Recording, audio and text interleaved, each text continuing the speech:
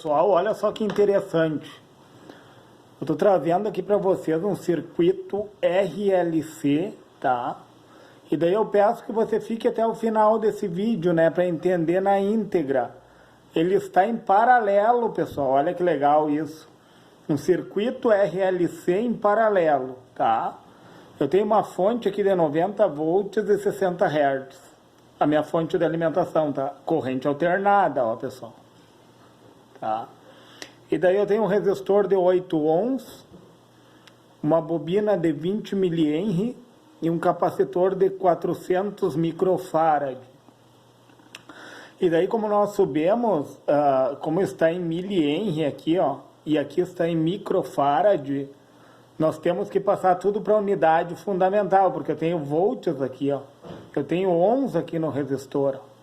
Então eu tenho que passar esse 20 mH, eu tenho que passar para Henry. Então 20 mH é 20 vezes 10 na menos 3, que é a mesma coisa que dividir 20 por 1000, tá?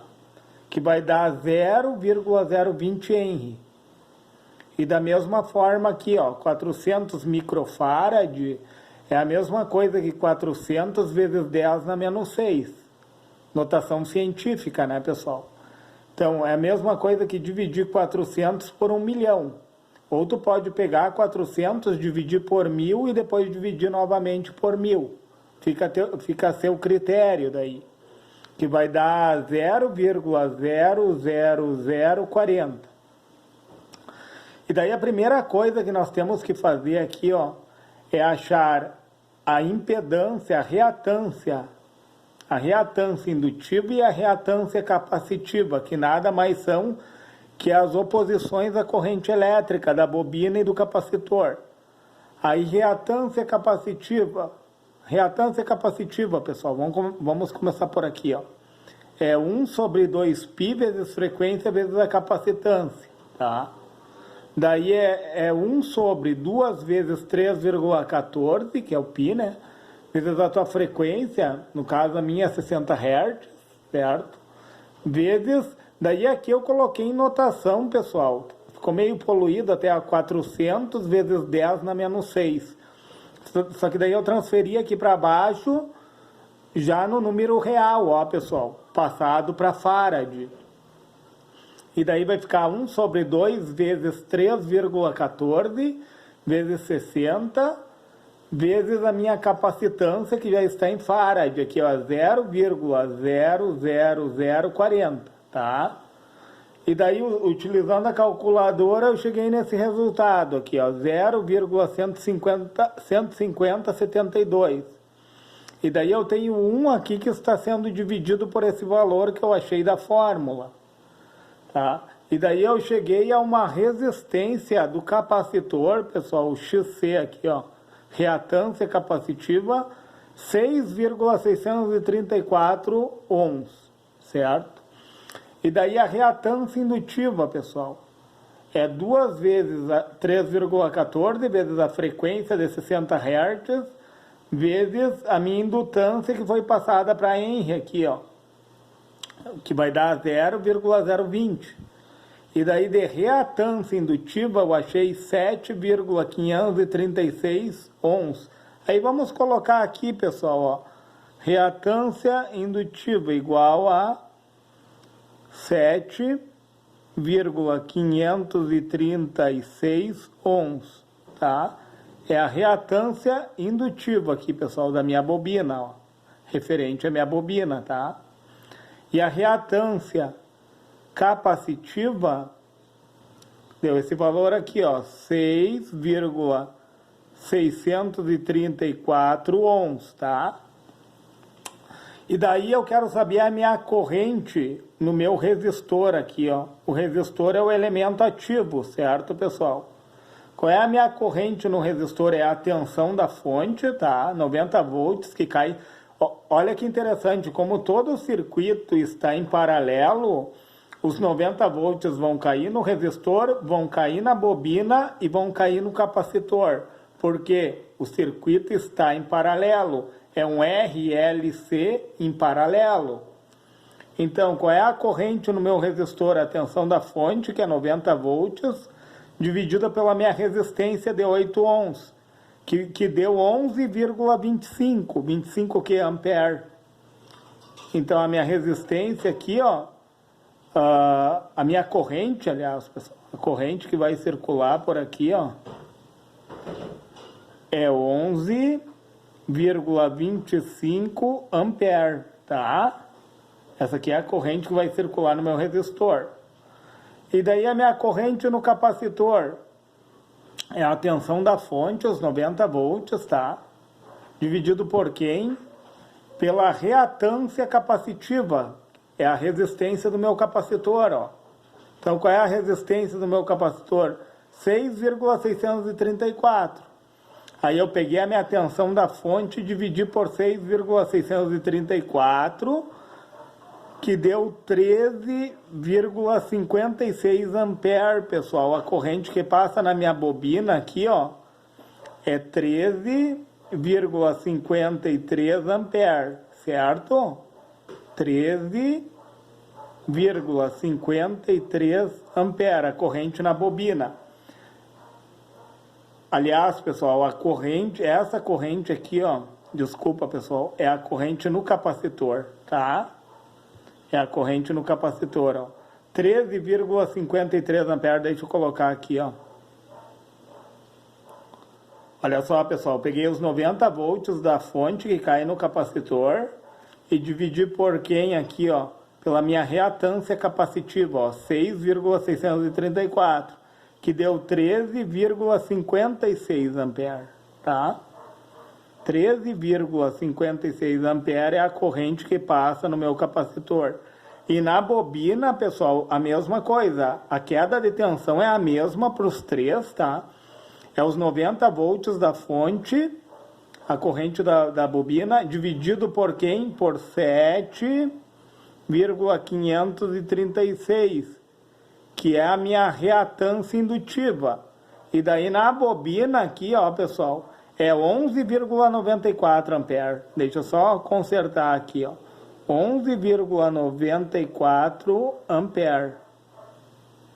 11,94 ampere na bobina. Então eu achei as três correntes, a corrente no resistor, a corrente no capacitor e a corrente no indutor. E daí, como a corrente do capacitor é maior, esse meu circuito ele é capacitivo, pessoal. Por quê? Por causa do capacitor. A corrente do capacitor é maior, entendeu? Se nós olharmos no gráfico, a corrente da bobina, ela é atrasada, né, pessoal? A corrente na bobina é atrasada, enquanto que no capacitor, a corrente do capacitor, ela é adiantada, ela vai para cima do gráfico. Então, esse meu circuito é capacitivo, não é indutivo, certo? E daí eu quero encontrar a resultante, né, da minha corrente, a corrente X, né, que é dos elementos reativos, né? A corrente X é referente aos elementos reativos.